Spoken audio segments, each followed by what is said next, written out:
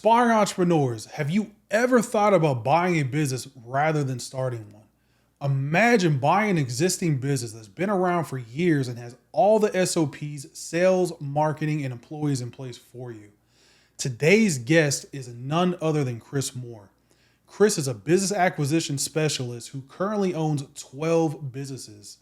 On this episode, Chris breaks down how to find businesses, how to find your niche, and how to get started. Get ready to receive a lot of value and enjoy the episode. Chris Moore, what's up, buddy? How are you, man? Doing well. I'm good to be here. Yeah, man. Excited to have you on the show, bro. So if you could, man, just tell me a little bit about your background. Man, I've done a lot. I have a lot of perspective because I've done a lot. So professional background, when I was 21, I got into restaurant management. Okay. After I got out of the Navy, I hurt my knees in the Navy, got sent home early, got into restaurant management, and life sped up real quick for me because I had 2 kids by 23. Married, 2 kids by 23. So today I'm 37. I've got a 14-year-old and a 13-year-old. Wow. Yeah, so really moving fast, but that's okay. I look at it kind of the saying of some people go and figure out life and then have kids. Some people have kids and then go figure out life. Yeah. So I was the second one. So you grew up fast. I grew up real fast. Yeah. Sole household income, 2 kids, a wife, just grinding, which is good though. So after restaurant management, switched into real estate, residential resale, like an agent. Mm-hmm. Did that for a couple of years. Did really well. Okay. Made some good money. Sold 100 houses my first year. And I think that's really what put me on the right trajectory to where I am today. And I think the reason why I was so good at it is because I took a totally different approach than most people. Yeah. And I just started focusing on lead gen. And I had so many leads, thousands of real estate leads coming through a month. And all I did is answer the phone. I didn't have to pick the phone up and call anybody. So that was kind of cool. And then over the years, I got into the multi-level marketing businesses, not in actually doing it, but I was serving those markets and really dove in deep on digital marketing, product creation, helping people monetize their downlines, product launches. And then from there, just life has continued to move on. Did agency for about 5 years, real marketing agencies, and did real well with that. And here we are today doing business acquisitions. Awesome, man. Yeah. So the real estate business, right? You were a real estate agent, correct? Mm-hmm. Did that kind of lay like the foundation for you? Because I've seen you speak at some of these events and you talked about it. I think you were with Keller Williams, right? Yeah, at one point I was with Keller Williams, yeah. Did that kind of lay the foundation as to where we're at today in business acquisitions? In some way, yes, because I learned about how to squander and piss away a lot of money quickly that you make. Because when you're young, you don't know what you're doing. Yeah. The other thing I learned about was sales and really understanding that process. But beyond that, real estate was more of a catalyst for me because I realized really quickly that what I do is differently. And people wanted what I do. So I actually wrote a book when I was 26 years old, 2013, went #1 bestseller on Amazon in 3 categories, sold 25,000 copies in 1 year. It was called Real Estate Marketing on Facebook. It's a paperweight now. It's terrible. I wouldn't read it because it's completely outdated. It's 10 years old. None of it's probably relevant today. But from there, I realized that speaking and teaching was my actual true passion. So I ended up getting speaking engagements all over the country, mostly in Alabama, and I became a CE, a continuing education instructor. I did that for 7 years. And I got to speak for 3 hours at a time, 3 or 4 days a week for a long time. Oh, wow. So for me, that was a big catalyst. It wasn't just selling real estate. It was more of the opportunity it gave me to develop my speaking skills, develop my content creation skills, write books, create courses, training, as well as market myself. Because when you're young and you're speaking, you're literally selling yourself at the back of the room. I'd sell $200, $400, $500 consulting packages for an hour in the back of the room after people heard me speak. I'd be pulling books out of my book bag and selling those for cash. Yeah. You know, when I bought it for $2 from Create Space and Amazon, sold it for 20. And I just learned how to sell myself. So that was cool. The other part of real estate that was really cool for me is I was an agent in 2012, 2013, 2014, and it was a big foreclosure boom back then. So I made most of my money from Craigslist. I was doing Craigslist posts, hundreds a day. Had an assistant that just posted on Craigslist hundreds of times. And I would market foreclosures. And the reason why I was at Keller Williams is because they had the biggest market share in my area for listings. So when you're a residential resale real estate agent, you can borrow listings from other people in your brokerage. And that's how we used to do it. So we went there, they had hundreds and hundreds of listings. So we would go and market their listings on Craigslist and get all these calls. So that's how we built our business. But what was cool though, is we attracted investors because investors were looking on Craigslist. So then I learned all about real estate investing from them. I learned about why this guy's buy box is so different than this person's buy box. Why does this person pay cash for properties? This one will never do that. He only puts 25% down, then he refis it and takes 25% out the moment it gets to 50% equity. And then why is some guys only looking for a good deal and this other lady I worked with bought at market value? Yeah. So I learned the difference between appreciation investing and cash flow investing and the reasons why people have buy boxes. So for me, that was a big moment because now as a real estate investor as well, I have so much perspective. I work with tons of investors and I know exactly why they invest, and I was able to create my own style from that. Yeah, it's pretty neat. So what got you out of that? Because you said you got into the multi-level marketing. Like what made you stop real estate? Because you know, me, I got a real estate background, love real estate investing. We made a lot of money from it. And it sounds like you were doing great things in it. What phased you out of that to get you into multi-level marketing? It's kind of a funny story, but I'll tell you an example or maybe an analogy. When I stopped waiting tables and working in restaurants, one day I went and sat down at a table and I didn't have to wait on anybody and I wasn't the manager. I was just enjoying a meal. And I realized I never want to be on the other side of that table ever again. Right? So in residential resale where I'm selling houses, I realized that I'm not getting anybody, I'm not getting wealthy from that. I was just getting commissions. And what I didn't like about residential resale is that there were 7 other people that controlled my income. And I didn't like that because the seller can decide not to sell. The buyer can decide not to buy. The listing agent can be a pain in the butt. The home inspector could find something really bad. The attorney's office could have some issues. The mortgage could fall through. Like all these people controlled my revenue and I didn't. Gotcha. So I think that's why I was able to transition and focus on selling myself because I was in control. I didn't like the instability, right? So imagine you had a closing on Friday, you're getting 10 grand, right? But nope. Oh, we got to push it to Tuesday. It's like holding 10 grand, just like taking it away from you. And as a sole income, as a 26-year-old, 27-year-old, it was tough for me. So I realized that I didn't want to be that. I realized that I wanted to be on the side of the seller or the buyer buying the property or getting a check at sale. I didn't want to be the agent. So that's the analogy with the waiting tables. But what happened was I got someone's attention. And I made a lot of older people than me quite a bit of money when I was young because I'm very talented in marketing and in sales and product creation and launches. And people started spotting me as talent and bringing me into their organizations and say, hey, and develop me too. And let me help launch their products and monetize their audience and things like that. And it wasn't predatory at all. I still made money doing it, but I learned real quick that this is a much better way for me to make money than selling houses. Gotcha. So I got into this multi-level marketing company and I was working with a high earner, someone that had a lot of people in their downline, real good dude named Thomas. And he taught me a lot of stuff. I taught him a lot of stuff and we worked together for a while. And I just realized that product launches, and that's where I come from, is surges of income, how to make money in very big surges all at one time. I just fell in love with the idea of digital marketing, online businesses, product launches, and things that have high margin, right? Yeah. You ever heard of a PLR, private label right? No. So there's this thing, this is even 10, 15 years ago, you could buy private label rights to maybe an ebook on something. You can put your name on it, your cover, and you could sell it on Amazon. Oh, because white labeling. Kind of like white labeling, but it's called PLR. So it's a little differently. And it's where you don't even have to say that you white labeled it. Okay. But imagine like an ebook. Realize that if you could sell that ebook 10,000 times for $10, you made $100,000 and your cost of goods sold is literally zero. All it is delivering a PDF via email. There's no cost to it. So I realized that online products, digital products, service-based businesses that don't have a cost of goods sold was what I like to sell. Because when I sell that, a lot more profit, a lot more money, and you can pay more money to acquire a customer because there's no physical product.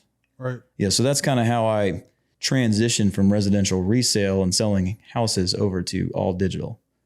So how did we get to where we're at today with the business acquisitions? Yeah, so I was part of a medical marketing company and kind of worked my way into ownership there with my other partner. And over many years, we grew that business, and it was a lot of eye-opening experience for me. One of the things that happened though is ended up going to a mastermind in Florida for marketers, and we joined it. It was called Top One, Todd Brown's Top One. And that's where I met Carl Allen. And we met back in 2018, and he was up on stage speaking when I showed up to this conference. And we were in that Top One mastermind together for a couple of years. And then just whenever it was time for me to kind of move on to the next thing, early of last year, like January, February 2022, I called Carl and said, hey, I'm ready to get back in the game. I'm going to 10X somebody's company this year. The only person I want to work with is you. Yeah. Wow. So that's how it came to be. So when did you start the business acquisition stuff? January 2022. Wow. Yeah. And then we've about 10X the company in 14 months. Wow. Dude. Yeah. So what was interesting though is sometimes you don't know what you don't know, right? I was already a deal maker. I just didn't know it because I've done deals before that. I just never called it doing deals. I've done consulting for equity deals. I've done deals where we absorb other companies. I've taken buyouts from companies. I've been doing deals. I just didn't know what to call it. Right? So it's not when I started the acquisition journey. The 2022, January, February is when I started working with Carl. But I had already done consulting for equity deals before. I just never called it that, you know? Wow. Dude, with everything, hearing you speak right on the stages from the events that I've been to, I would have never guessed that you just got back into in January 2022 because you accomplished some pretty impressive things. And it's impressive. So, I mean, I'm like kind of taken back by that. So with this whole, like, what do you specialize in when it comes to this? It's just consulting for equity? Yeah, mostly. Well, two things. One is deal flow. Like I have more seller leads than I could possibly ever need. Okay. And we do that. We have it on demand. We can literally turn the faucet on and create as many seller leads as we want. Okay. So that's one thing. I've always niched in lead generation, which has served me very well. And I cracked the code on that probably in May of last year. Okay. After about a month of playing with it. The other thing I specialize in is consulting for equity, right? So when you hear me on stage, I'm not talking about just the last 14 months. I've been doing a lot of this for a long time. Right. But I never really translated those skills and really understood exactly what I was doing. It just didn't have a name to it. So when I started opening my mind to more of exactly what we teach at Dealmaker Wealth Society and Dealmaker Protege, it was more validating to me. Like, wow, I've been doing this a long time. I just didn't know what it was called. So it's not like a 14-month success story. No, yeah. It's more of that's when the journey with Carl began. Yeah. And that's what really catapulted you and accelerated the process. It's definitely done that. Yeah. I was already making a lot of money for a long time. Okay. It wasn't like I didn't hit it big. I was already making a lot of money for a while. And I actually really made some huge gains in my net worth over the last 5 or 6 years before I ever started working with Carl, you know, so mostly from real estate investing. Gotcha. Yeah. So can you tell us about your first deal? Yeah. First business acquisitions deal? Yeah. So the first one we did was consulting for equity. And that was a deal with my old marketing company. And actually, I didn't even quarterback that whatsoever. It was my old business partner did it.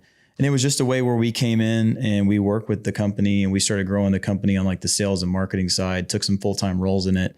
And we kind of worked our way into partnership. Okay. Right. So there's a lot of different ways to do it. There's not one way to do it.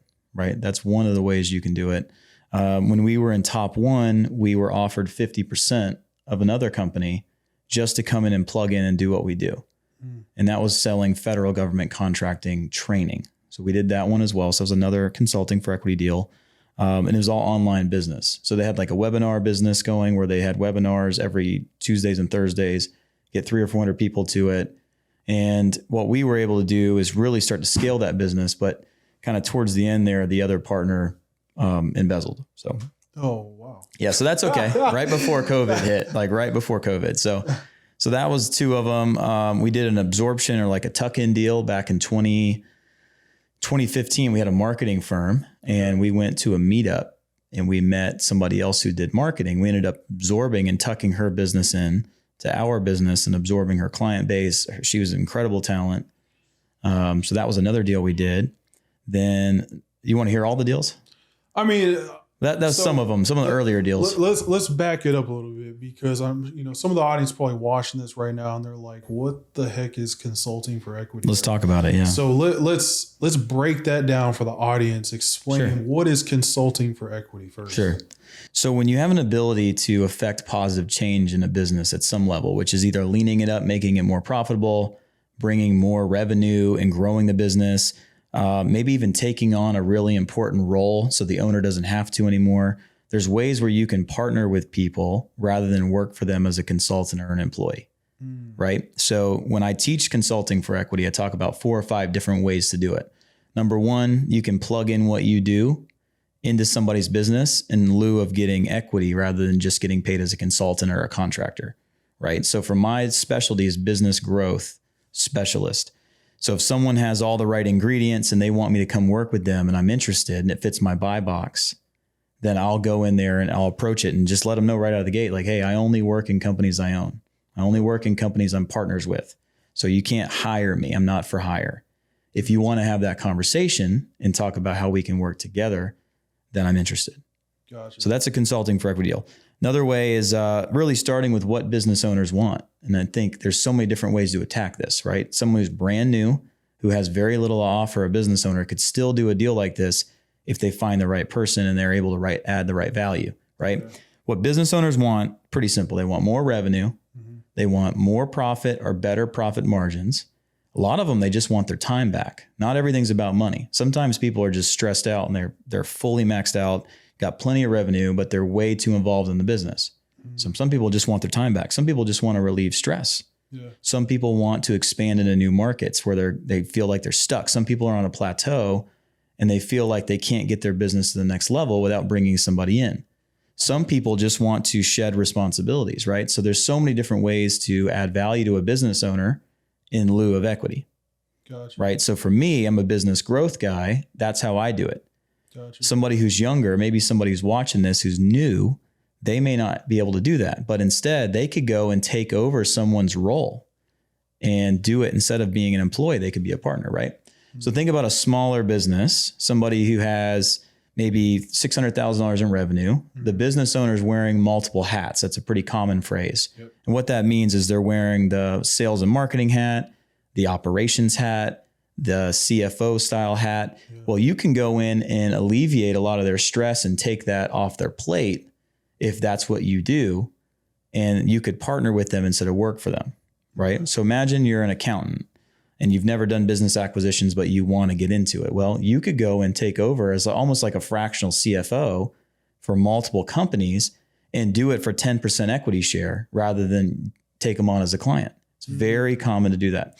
Imagine if you're a great business operations person and maybe you started in retail or a restaurant and you've worked your way into some sort of office position and you're really good at organizing and making sure that the customers are satisfied and you're handling all the scheduling and the pay, like you're really, really good at that. You can walk into a business where the business owner has the pain point of, man, this is killing me. I'm not a great operations person. I can never find the right manager. Feel like it's holding me back. And you can plug yourself in there as a partner and run that company for them, right? Would you say it's like a blue ocean of opportunity because there's so many small business owners out there, right, that are wearing multiple hats, just like you said. Yep. And they have no like long vision in regards of like, how am I going to scale and grow? How am I going to exit? Right. Yep. And you've got a lot of talented people out there that have the skill sets to help alleviate their pain. Right. But the connection and bringing those two together, a lot of people are just not aware of the opportunities, like you said. And they don't know how to position themselves to make it a possibility to begin with, right? Yeah. So it's like, how do we, I guess, from the standpoint of, I'm like, man, I want to get into this business acquisitions. What type of skill sets do I need, or how can I learn about going about the process of getting a piece of somebody's company in consulting for equity? Well, go back to the same thing. What do business owners want? Until you learn how to give them what they want or solve the problems that they believe they have, there's no reason for anyone to give you equity in the company. right? So if you're going to go and specialize and learn skills, business owners want more money. They want more revenue, more profit, better profit margins. They want their time back. They want to shed responsibilities. They want to relieve stress. They want to expand in new markets. Until you learn how to perfectly match those problems with your skills, the door is not really open too much. Gotcha. Right? There is one more way to get equity in a company without any of the skills. And I can go over that in a second. For somebody real young, doesn't have much to really offer yet, there's a way to do it. But if I was going to go and focus on that now, if I had to restart, I would go get really good at one or two of those things, right? So you may be someone who's fantastic at manufacturing and you've been in your manufacturing business for a long time and you're Six Sigma and you're lean certified. You know how to lean out a company and really make it more profitable. Well, almost every company could use that. You could go in and optimize the systems of processes and make it more efficient. Well, there's a lot of money to be made there, right? Yeah. Let's say you're great at sales and marketing, lead generation. You're great at high ticket sales. You build sales teams. Like there's so many companies out there that could be taken to the next level if you could go and plug in your business model, which is building a sales team and allowing it to scale. And there's so many people that will give you either a percentage of the upside or equity in the business, right? Yeah. Yeah. So I think it's really understanding what business owners want and learning the skills that match what they want. Got you. What would you say is like the most common mistakes? And I want you to get into the whole, what you were just saying. But what would you say is the most common mistakes people make when they're just getting into this business? Getting into consulting for equity? Business acquisitions. They put themselves in a box. That's the biggest thing. So I actually teach this to all of our high level students. It's something called establishing your deal maker identity. And I have a whole course that I teach on this. And most people say that's probably the one thing that unlocked their greatness is that moment. And the biggest thing that people do is they think there's only one way to do it. Right? They go out and they're like, all right, we got to find a cash flowing business that can pay for itself, that doesn't need me to operate it, so I can just be an owner investor. Yeah. The thing is not everybody wants that. Not everybody wants that. Some people, imagine if you're 33 and you love solving problems and maybe like you're an engineer in your background. Mm-hmm. Those people can't sit still and be an investor. They want to get their hands dirty. They want to solve problems. They want to be a part of the solution, right? So for that person, the idea of trying to go out and find a cash flowing business and being an owner investor and just living off the cash flow would be boring. Instead, they want to go and find a business where they can affect change and they want to be able to make a difference compared to somebody who's 55 who maybe had a forced retirement because they were making too much and they got money, but they've got some more gas left in the tank. They want to do one big deal before they retire. It's a totally different focus. So what I think a lot of people do wrong is they think there's only one way they can do it compared to all the different options, or people don't clearly identify their vision. Because until you learn your vision and what you're trying to accomplish, it's almost impossible to reverse engineer it to figure out how to get there. So what I do most of the time when I teach people, almost like a guidance counselor, is I'm trying to help them identify their vision and what they're trying to accomplish. And then I help work backwards from there. Because until they understand what that looks like, it gets fuzzy. Yeah. There's 3 reasons why people who start business acquisitions don't do well. You want to know what those are? Yeah, okay. There's 3 reasons. Number 1, they go after the wrong deals and they're just on broker sites and they're just looking at deals that are on the market. And it's easy to justify that. It makes perfect sense. Right. Why the hell would I go out and spend all this time trying to find off market deals when there's 2 million businesses for sale? Why would I do that? Right? Here's the reason why. Brokers in general are more difficult to work with if you're trying to leverage the type of financing, creative financing like we do in real estate, and leverage buyouts. They're going to block you from that a lot of the time. The other thing that we do, same thing in like sub 2 and a lot of the real estate stuff, is a lot of seller psychology. Mm-hmm. Well, how do you use seller psychology when you're blocked to even talk to the seller? Yeah. So we call that hitting the broker wall. So when people come in and start originating the wrong deals and going after deals because they feel like it's the easy path, it's not. It's the hard path. That's number 1. Number 2, people never actually start. Like at Protege, we teach X, Y, and Z. Originate deals, meet sellers, make offers. If you don't start that process, you're not going to be successful. Yeah. Most people have paralysis of analysis, or they're like, hey, I don't know enough yet. I got to go learn more. I need to go take a course. I need to go through all the training. I need to feel comfortable with the idea of I know enough to not look like an idiot. Right. And what happens is if you allow those lies and fear of looking like an idiot stop you from taking action, and an imperfect action a lot of times they never start. Yeah. Right. Which is usually a symptom of a lack of vision, or they have an insecurity that they can't get past. Yeah. But if you can get past that and actually go out and start just getting the reps, think about in real estate. If you were doing wholesaling, if you weren't having conversations with potential sellers and homeowners, how would you ever make any money? You've got to start. Yeah. And you got to fumble your way through it. If you fumble a couple of conversations, that's okay. Yeah. And that's number 3, lack of opportunity, right?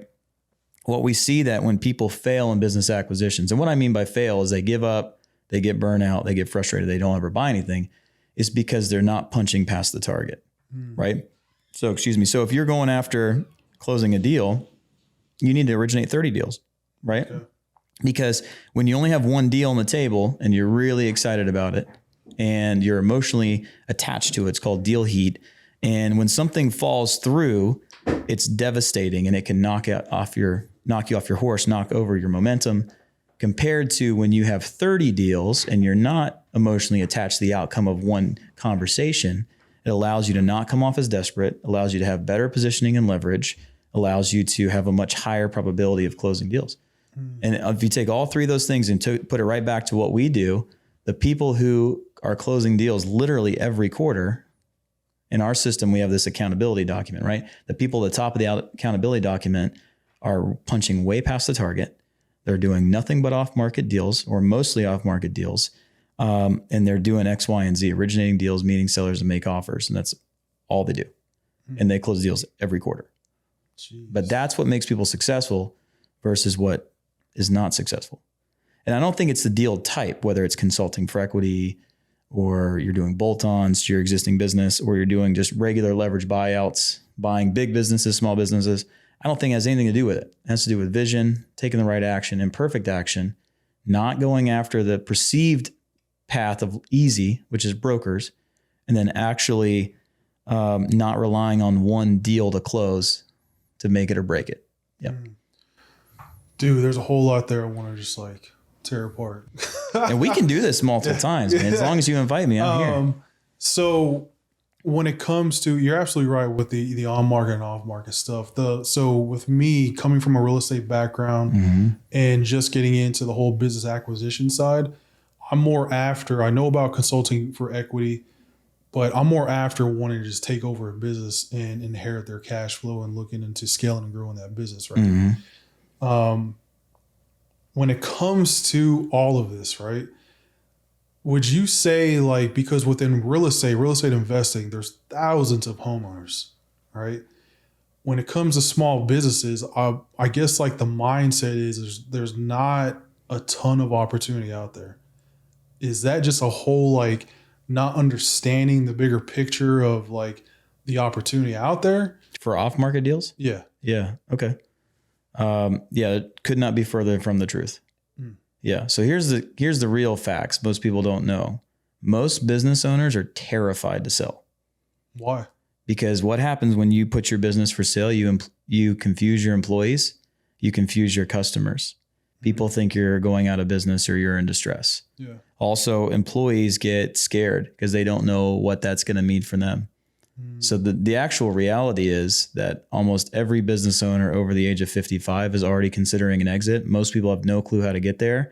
Most people feel not just scared about what I just talked about, but also they feel embarrassed because their books are probably not as good as they should be. Yeah. Or they also maybe understand that, wow, this business doesn't run without me. How could someone buy it? Right. So there's actually way more, like 20 times more businesses that would sell if you just approach them correctly. Okay. Yeah. So that's what most people get wrong. So like I watched a barbecue restaurant in Huntsville, Alabama, where I lived for a while. And I saw a for sale sign go up in the yard. It was like a commercial real estate deal, comes with a restaurant. Business tanked within a month. Tanked. Wow. Because they thought they were going out of business. Wow. Would you not be scared to put that out there? Yeah. Then what happens when your employee shows up that day and they see a for sale sign in the yard? What do they say?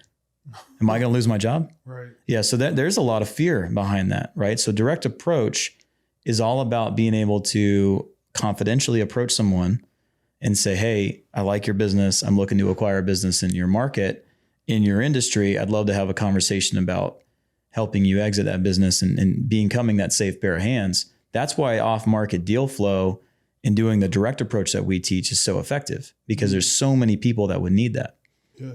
Yeah. So we have businesses that we're buying right now where the employees have no clue that it's even being sold until it's time for them to know. It's a need to know basis, right? Because positioning is everything. You got to say, hey, I don't know if you've read Built to Sell, but it's mind blowing, eye opening book. Built to Sell. It's so good. It's 5 hours to listen to. It's a parable. Well, it's just a story about a guy named Alex Stapleton who wants to sell his agency, marketing agency, and his mentor Ted walks him through the process, and he ends up selling it in the end. And it went through his entire process of selling. It's really, really cool. But most business owners don't really understand what those conversations have to look like, right? So part of what we do, especially with the off-market deal flow and deal origination, is we are educating too. Okay. We're helping people understand what the process should look like, making it easier on them, less stress, so they're less apprehensive about selling. But facts are facts. People who want to retire want to retire. Yeah. Almost everybody over 55 to 60 who owns a business has already considered what an exit looks like. And they can either go the route of putting it on the market with a broker and letting it sit there, or they can get approached. And what you also probably don't know, most people don't know, is 80% of businesses that were closed last year in the US were off market. Only 20%. 80%. Only 20% were from broker sites. Wow. Most things are done off market. Yeah. Because it's not like real estate. It's not like the MLS. It's very different. Yeah. Structurally, the transaction's similar, but it's not the same thing. Like when you need to sell a house, you either put it directly on something like Zillow, or you put it with a real estate agent who gets all the syndication for you. For a business, it's not always like that. Yeah. Right? Business brokers in general are trying to sell businesses to other businesses, not to individuals. There are people that they sell to are individuals, but most of the time they're looking for strategic acquisitions, financial acquisitions, trying to get a business to come in and buy it. Brokers are also looking to make money. Just like a real estate agent or broker, they get a commission or they get a success fee, right? Mm-hmm. So you can bypass that completely. And it's different. It's not like the National Association of Realtors where they have this fiduciary relationship and they're really focused on protecting the consumer. Business brokers do that kind of stuff too, and they probably have their own associations, but it's just a very different culture. Very different culture. Yeah. What's the most common hurdle, obstacle that you see kills off-market deals? Not doing it. Well, I guess kill off-market deals. So I mean, in the perspective, like I found someone that wants to sell. We build good rapport, we're in the door, but the deal's going to fall apart. There's one big thing there. Yep. Sorry, I misunderstood. No, it's improper expectations on the valuation. Yeah. So businesses, and this happens with brokers too. Business owners, they have a feeling or they have this number that they're looking for, right? I want $5 million for my business. Okay. Well, your business does $400,000 a year in profit. How did you get to the point? Yeah. And it's easy for us to understand because we all watch Shark Tank and they're like, and they look at them and they're writing down the numbers. I want 6% for my business. And they're like, wow, it's a $10 million valuation. And they're all excited to hear the sales. And then they hear the sales and like, you're nuts. You're off your rocker. It's the same concept. So with off-market deals, the one hurdle that people run into is improper valuations. But I'm really good at that conversation. It doesn't bother me a bit, right? Because I'm a high ticket sales guy by training. I've been training this for a long time. I'm good at those conversations and I can take control of it and I can use education to make it better. But not everyone can do that. Gotcha. With the smaller businesses, right? What I've been noticing getting into this is like they don't have their freaking books in order. And is that just common with the smaller stuff like the pet grooming businesses? The smaller stuff that's making under $1 million a year, right? Most of those people are doing the books themselves. Yep. And so that obviously becomes a problem because they're not doing it correctly. And then when you go to evaluate the business, it's like, this thing is complete trash because your books are trash. So when it comes to creating our buy box, right, should we be setting the expectations of going after these bigger companies, or how do we overcome that obstacle? Kind of depends, right? So I don't think you just go after a larger company because the smaller ones don't have their books in order. Instead, I think you learn how to use that as leverage to get a better deal. Yes, that's what I would do. Part of it comes down to just education, right? So one question you can ask a seller that's very helpful is say, hey, so tell me, what do you know about business valuations? The moment that they say nothing, you are now the authority. Oh, wow. Right? So there's a second strategy called blaming the bank. So in real estate, it's very simple to understand this concept because most people that you deal with have done a real estate transaction. And you can just say, listen, when you do a real estate transaction, the buyer's only being lent money by the bank to meet the appraised value. The bank is not going to lend more than the appraised value to the buyer to buy your house, right? That's a common understanding. Businesses is the exact same way. And this is what I would say. This is not the type of transaction, nor is anybody who's going to buy your business going to come and just pull cash out of their wallet. People finance transactions like this just like they finance houses. Yeah. Same concept as real estate. I can only pay you as much as the bank will lend me on the business, right? So to do a proper valuation for what the bank says your business is worth is not going to match the number that you're asking for. That's the first part of it, right? It's pretty easy. It's a logical bridge to help them understand it, not in a condescending or a way of attacking them, but just helping them understand the concept, right? And they're like, okay, that makes sense, right? So here's how you can go from there. You can transition from the financed option to a annuity deal like seller financing with this next concept, right? And we teach a lot of this stuff, and I teach a lot of this stuff directly, and it's very effective, right? So the next thing is, I understand you want this much for your business. I've already told you based off the numbers we looked at that the bank's not going to see that number. It's not going to happen. There's a couple reasons why. You're really involved in the business still. If you had the business running like a clock without you being there, really raises the value. Next thing is there's a lot of expenses that probably aren't necessary that we're going to have to add back on the valuation, that because business owners pay for their lifestyle to their business, several other reasons, right? Here's the deal. I can get much closer to that valuation that you're asking for, but I can't do it through bank financing. But I can do it if we work on it directly and you finance the business. And I can go over what that would look like. So that's a great transition, right? Yeah, definitely. Dude. Interesting. Yeah, man. So let's back up a little bit, right? I want to go back to what you said. Someone that has no skill sets, maybe they're 20, 21 years old, right? And maybe they're watching this, maybe they watch some of your videos like, man, I really want to get into this, but I don't have nothing to offer. What steps can they take to get things in motion and get into this? Well, there's two things. One, I always go back to the one thing is demand. What do business owners want? And I would start really diving in and learning those skills, because no one can take those skills from you. Like if you learn how to really help someone become more profitable using the revenue they already have, and you niche into learning how to lean out a business, it's a great skill to have. Every business owner needs it.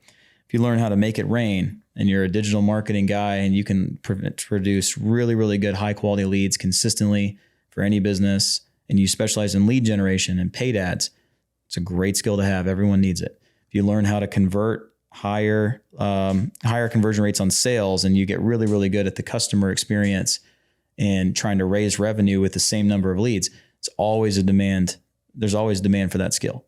If you're really, really good at breaking people into new markets or creating new offers, like things that business owners need to get them to the next level, that's the best thing to do, is focus on all those skills. The second way you can do it is you can find a retiring owner who has no heirs.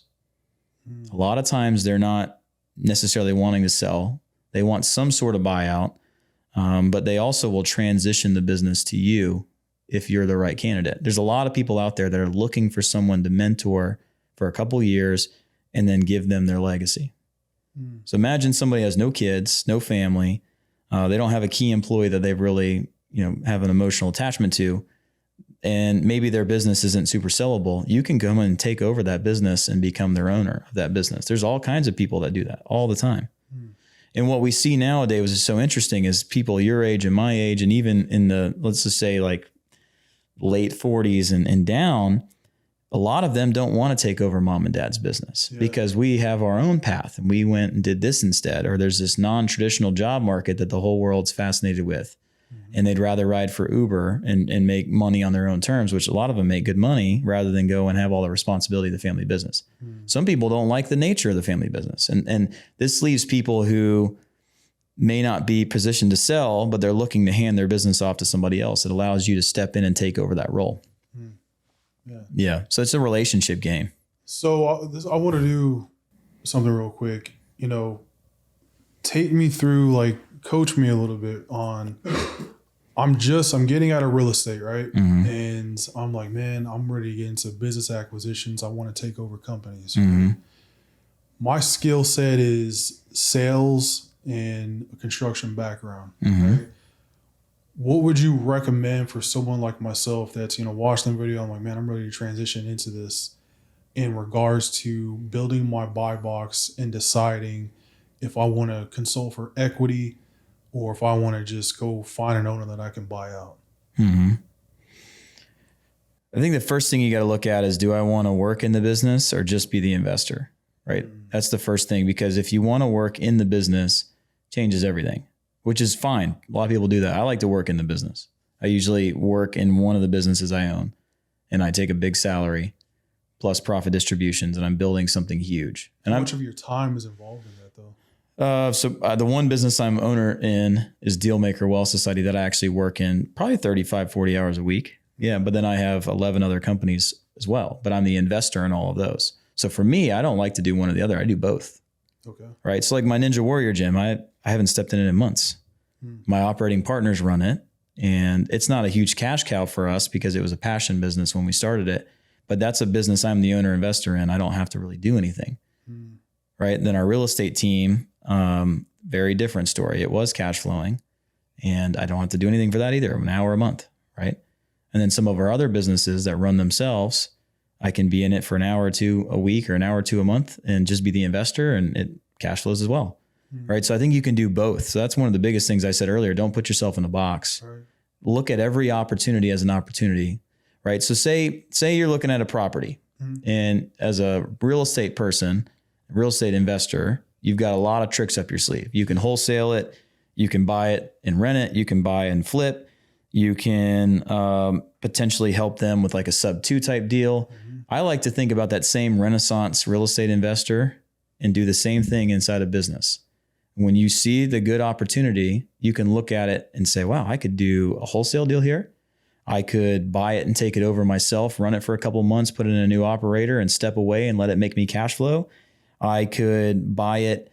And since it's already running really well, I could just go focus my time on growing it and maybe bolting on another company. I think looking at every opportunity and multiple opportunities in that opportunity is really important as well. That way you're not putting yourself in a box. You can go after just one big whale deal that makes, $1 million of cash flow a month, and it's going to take a lot more effort to get it and it takes time to close it. And that's some people's buy box. They're going after that one big deal and they can retire on it and never touch it again. You may say, hey, I want to buy 5 smaller companies that have a lot of upside that I can bring out with my sales and marketing experience, bolt them together, and then have a much bigger, stronger company. Or you could say, hey, I want to find that one company that's doing about $3 million a year. I'm going to step in it full time for at least 6 months to a year, really optimize it, get everything running and humming. Then I'm going to step out or I'll sell it. Like, it doesn't have to be one way or the other. You got to kind of to look and figure out what works for you. So it's just like real estate. You got multiple exit strategies. 100%. 100%. Don't limit yourself. So, okay. That's how I operate. Right. And everyone could be a little bit different. But at the same time, you don't try to make every opportunity work. You got to look at it and say, what's that sweet spot for when I know I'm going to crush it? That's what I look for. So like my consulting for equity buy box is pretty simple. I call it the Fab 5. High ticket, high margin, nationwide or worldwide audience, extremely easy to target, and they'd pay 10 times more than what they paid because they see that much value. For me, I look at it with my criteria and I say, okay, it only fits 3 of those. I'm not interested. So I think for you creating your buy box, it's sometimes not just about the parameters of the company, but instead it's the type of businesses that are going to feed you what you want. Like I like high ticket, high margin because I like to make a lot more money off of each sale than a company that has a much smaller margin. I don't want to sell 1 million widgets at $6. I'd rather sell 6 widgets at $1 million. And I'd like to take home, 30, 40% of that total revenue as my profit. Gotcha. So I like those type of businesses. Extremely easy to target. That's just because I, as a marketer, I don't want to fight and try to target a real small audience because it's expensive and it's harder to get to them. I'd rather have an audience worldwide of 50 million people because I'm going to crush it if I have that big of an audience, right? So for me, the parameters around my buy box has nothing to do with the value of the business, has nothing to do with the revenue that it's generating, has nothing to do with the fact that it runs itself. For my buy box, that's what I look for. And I want to sleep at night knowing that what we're selling, people freaking love it. They'd pay 10 times more. Yeah. 1,000%. Yeah. So I think getting outside the box of what is possible and being creative, just like in real estate, creativity is everything. Yeah. Yeah. So I look at it that way. I'm looking at what's the potential this business could do because I'm the guy who grows things.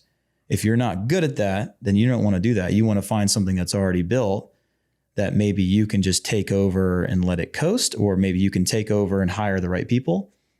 Gotcha. Yeah. So would it be smart to go after like an HVAC company if we have no experience in that?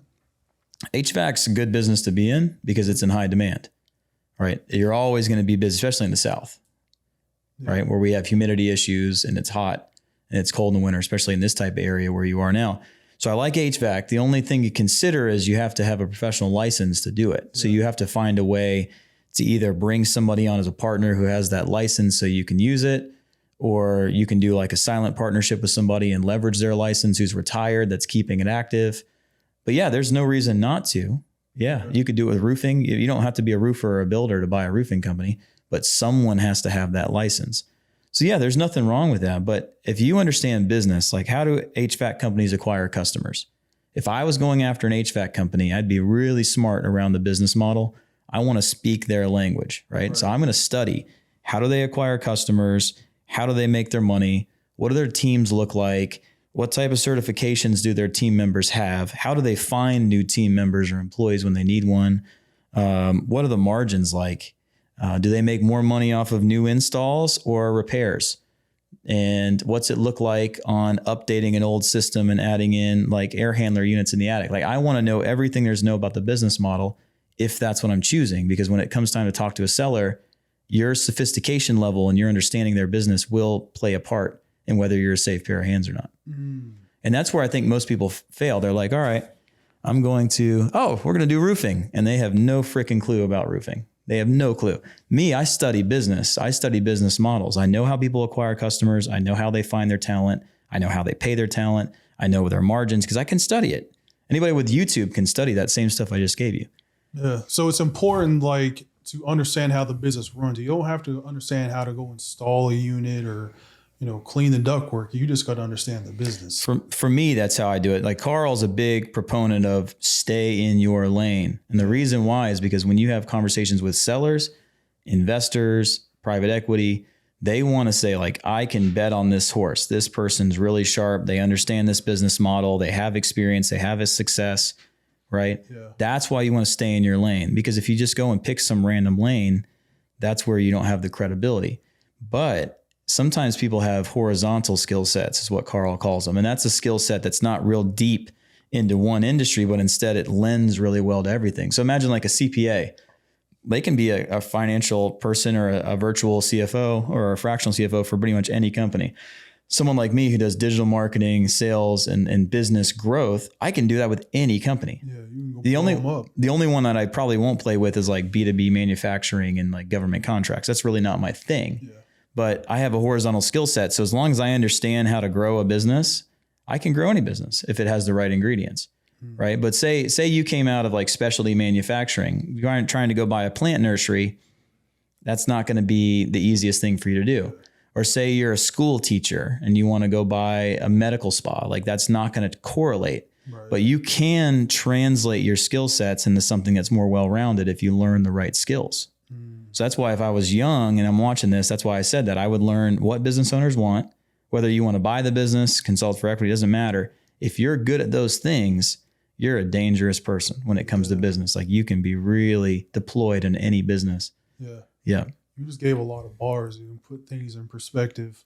So, okay. I tend to do that, but that's my mission, man. I like to guide people and train people and help people take the lid off their jar. I think so many people look up and they see this ceiling that society or the way that they were raised, or maybe they were born into a poverty situation, and they see this ceiling. And I just like to take the lid off the jar and show them how big the world can be. Yeah, you've done it for me because I've been part of Dealmaker for a while. Mm-hmm. But my style of learning, right, it's more like this. Mm-hmm. Having these one-on-one conversations and asking the questions that I need addressed and getting a deep perspective. You're giving me a deep perspective right now, and it's helping me tremendously. So okay, I found my niche, right? I know the type of companies I want to go after, but now I need the opportunities. How do I turn on the faucet to have multiple opportunities so I can potentially close a deal every quarter? Well, depending on the buy box, I always like direct approach, going directly to them. And that can be a letter, that can be walking in their business and talking to them. It can be hiring some VAs to do cold outreach for you on LinkedIn. Or it can be hiring a company to do email marketing. Just you need to get in front of those people in a private and confidential way. That's the first thing. So multiple marketing channels? I like multiple. I never like to bet on one horse. I like to have redundancy. Okay. But there's ways, and we have videos I can even point you to specifically on how to find owner lists, business owner lists through these directory websites on very specific things. And there's ways you can cross-reference them with the Census Bureau to see who's of the retirement age. I think the biggest thing is going after people who are more likely to want to get rid of their business. So people in the retirement age bracket, just in general, are more apt to want to get out. And people who, we call it the MUD score, right? Motivation, urgency, and distress. The higher the MUD score, the easier it's going to be for you to have favorable creative financing terms. So going after and kind of finding that list and then going to attack it would be the biggest thing to do. And some people like young Alexis that we know, right? She has a skill of cold calling. Well, she doesn't need to go do VA outreach using LinkedIn. She's a cold caller. As a wholesaler, she just picks the phone up and calls them. Yeah. She plays her strengths, right? For you, if you had a wholesaling business or do have a wholesaling business, right? Yeah. I would probably see, what am I doing to reach out to people in that business? Cold and I would literally do the exact same thing.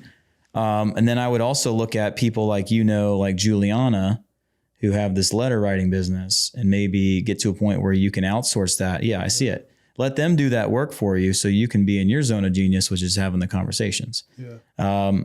Jeremy in our team, one of my partners, he's doing a VA class here pretty soon on how to get VAs to take over all your deal origination. Jim Helms, which is another guy in our group, just did an entire masterclass on LinkedIn and how to literally build a deal flow funnel on LinkedIn without having to do.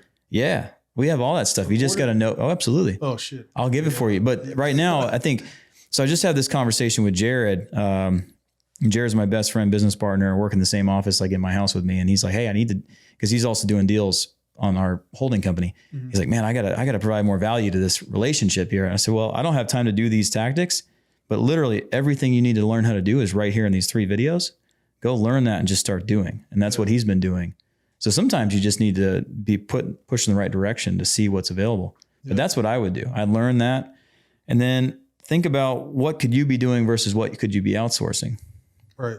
So I would probably try using my same people doing my wholesale cold calling and see if I can give them a new list and give them a new script and see how many appointments they can set for you. Then I would leverage something like the letter writing, somebody else doing it, and try it for a month or 2, right? And take massive action and just take the seller leads you get from that and have the appointments yourself. Then I would probably go and watch the LinkedIn and VA training. And then I'd find somebody in your organization now or your family or somebody who wants to mentor under you. And I'd say, this is your task now. Go learn this and do this now. And have them, like, you can find somebody younger in the group who wants to get in on it, somebody watching who want to add value. They can learn that process. It's not too difficult. Right. And then they can do that. And then you can just bring them in as a minority partner or pay them a little bit of money for their time. Like, there's so many different ways to do it without you having to do it. Yeah. But I like to do redundance. I build 4-legged stools. I don't build 2-legged stools. So I want to build a way. My stool has 4 different ways to win. Yeah. So if something doesn't work, I'm still standing. Yeah. Which is another reason people fail, business or professionally, whatever. They're not successful because they don't have the right redundancy in place. They don't build 4-legged stools. Right. Yeah. So for me, if I want to stack the deck in my favor, I want to win no matter what, I'm going to build 4 ways. And if one of them works, we're going to win. But if I only have 1 or 2 and they both fail, I'm on the floor. Has anyone ever tried PPC ads? Yeah. I don't do like pay-per-click on Google. You could. I think it depends on what you did for a living. Like, so imagine if you were a certified exit planner. That would be a great strategy to do certified exit planning and then translate that into buying the companies. I just wonder. I do Facebook ads. That's what I do. But yeah. I wonder like how many business owners get on Google and are like, how to exit my business. I mean, maybe. I don't know if it's a lot or if it's very little, but And it gets to the whole blue ocean. I keep saying blue ocean because, coming from the wholesale background and then learning about this stuff, it's like there's not too many people talking about it, right? You've got a ton of people talking about real estate, all aspects of it. Mm-hmm. When it comes to business acquisitions and buying out companies, consulting for equity, you don't hear too much about it. There's like 15, 20 people in the world teaching it compared to thousands in real estate. Yeah. And it just shows like how much opportunity there is. And like, because I'm even looking on like the software side of it. Mm-hmm. Like with real estate, you've got all these CRMs, you've got all these data aggregators, all kinds of stuff to help you succeed in getting opportunities and systematize your business. Mm-hmm. But on the business side of things, maybe I'm just, ignorant and not aware of it. I don't see a lot of software out there. And to me, that's just more opportunity to come in and create those opportunities. There are softwares out there. People are more making their own right now. Like, so if you know how to find all the data using Data Axle and Hoovers and D&B, you can go download those lists. You can stick them into a Go High Level account, put together a couple automations, and you could have a whole entire CRM system built out for it right there. Which people are doing that with real estate too. They're using Go High Level. I've heard about Go High Level. Yeah. I'm hearing about it. It's just a CRM. It's just a CRM that allows you to do multi-channel outreach. Okay. Yeah. There's Pipe Drive, there's Sales Pipe, there's Lead Snap. There's tons of them out there you could use. It's just plugging in your own system. Yeah. Yeah. And there's tons of people in our group that do that. That already have it built out. You could probably pay them $100 a month. They'll give you an install. Wow. Like you could probably reach out to Josh Wheeler, is in Ohio, buddy of mine. He has a system that he built. 2 or 3 of the ladies I talked to yesterday just called me, needed some advice on something. They both have their own systems built. Yeah, there's lots of ways to do it. The key is in any business though, I'm going to get a good lead flow of opportunity. I'm going to put them through a process or a CRM or a system to make the contact rate for me using automation rather than me having to do it myself and dial everybody. And then I take the leads as they come in. Yeah, it's the same concept. I don't care what you're doing. It's lead gen, cultivation, nurturing, and conversion, getting them on the phone. Yep. I cold called on Tuesday. I blocked out like 4 hours of my time. Called 19 pet grooming companies out here on the south side of Atlanta. Talked to 8 business owners. I got 2 seller appointments next week. What did you say? I just literally asked, hey, my name is Justin. I'm an investor. Me and my wife are looking for a pet grooming business to buy. I just want to see if you want to sell. Straight to the point. And first they're caught off guard. Like, who are you? What do you do? So I had to give that whole spiel. But then the ones that were interested, like we carried the conversation. One lady owns one out here. And she was like, well, I don't want to sell this, but I want to sell my ghost store business. And she also has her friend owns an axe throwing business. She can put me in contact with that. So, just cold. You could wholesale that to Abraham. Exactly. Or, Dimitri. Yeah. Yeah, either one. Yeah. Or we could go in together and take it down. Yeah. Dimitri do it too. Yeah. You know Dimitri? Yeah. Yeah, he'd do it in a heartbeat. We talked last week about spin art because there's no spin art studios on the south side. So yeah, he's building one right now with somebody else in Arizona. Yeah. There's lots of opportunity. Yeah, man. Timing wise, I don't have a lot more time. Oh, you're good. We got to go. But I'll tell you, what's interesting to me is sometimes we know what we do works. Like you just said, I made 19 dials. I have 2 seller meetings. Yeah. Right. It's 2 things to do there. Number one, learn from that. Yeah. And why not do another 19 dials tomorrow? Yeah. Number 2, how can I get 13 appointments instead of just 2? Right. So to me, it's a game of inches. And sales and being a sales guy, I think positioning and words are really important. Like, so listening to what you said, I would change 2 things if you're interested in hearing it.